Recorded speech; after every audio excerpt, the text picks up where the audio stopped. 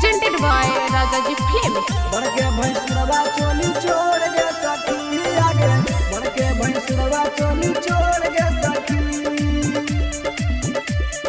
छोड़ गे सखी। आगे पियवा हा कैसा बर देवरा गोड़ गे सखी, गोड़ गे सखी, गोड़ गे सखी। आगे पियवा हा कैसा बर देवरा गोड़ गे सखी आगे, बड़के भैंसुरवा चोली छोड़ गे सखी आगे, बड़के भैंसुरवा चोली छोड़ गे सखी। आगे पियवा हो कई हमर कम जोड़ गे सखी आगे, पियवा हो कई हमर कम जोड़ गे सखी आगे, बड़के भैंसुरवा चोली छोड़ गे सखी आगे, बड़के भैंसुरवा चोली छोड़ गे सखी, छोड़ गे सखी।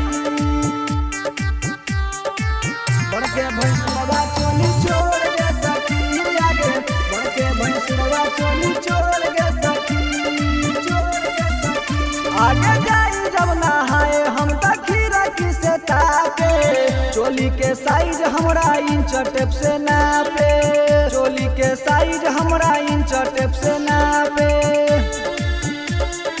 इंच टेप से नापे। आगे जाई जब नहाए हम त खीरा की से ताके, चोली के साइज हमरा इंच टेप से नापे। आगे सासु नदिया सब जोड़ गे सखी आगे, बड़के भैंसुरवा चोली छोड़ गे सखी आगे, बड़के भैंसुरवा चोली छोड़ गे सखी। आगे पियवा हो कैसा बर देवरा गोड़ गे सखी आगे, पियवा हो कैसा बर देवरा गोड़ गे सखी आगे, बड़के भैंसुरवा चोली छोड़ गे सखी आगे, बड़के भैंसुरवा चोली छोड़ गे सखी, छोड़ गे सखी।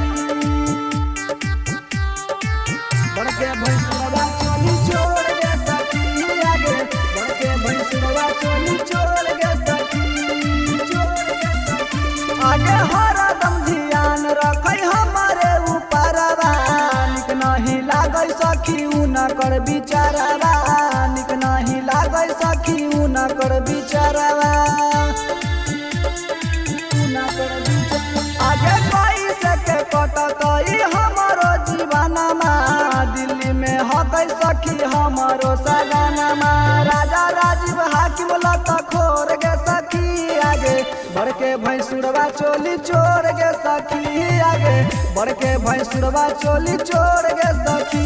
आगे पियवा हो कैसा बर देवरा गोड़ गे सखी आगे, पियवा हो कैसा बर देवरा गोड़ गे सखी आगे, बड़के भैंसुरवा चोली छोड़ गे सखी आगे, बड़के भैंसुरवा चोली छोड़ गे सखी। Rajaji Recording Studio, Paharpur, Raghopur, Vaishali।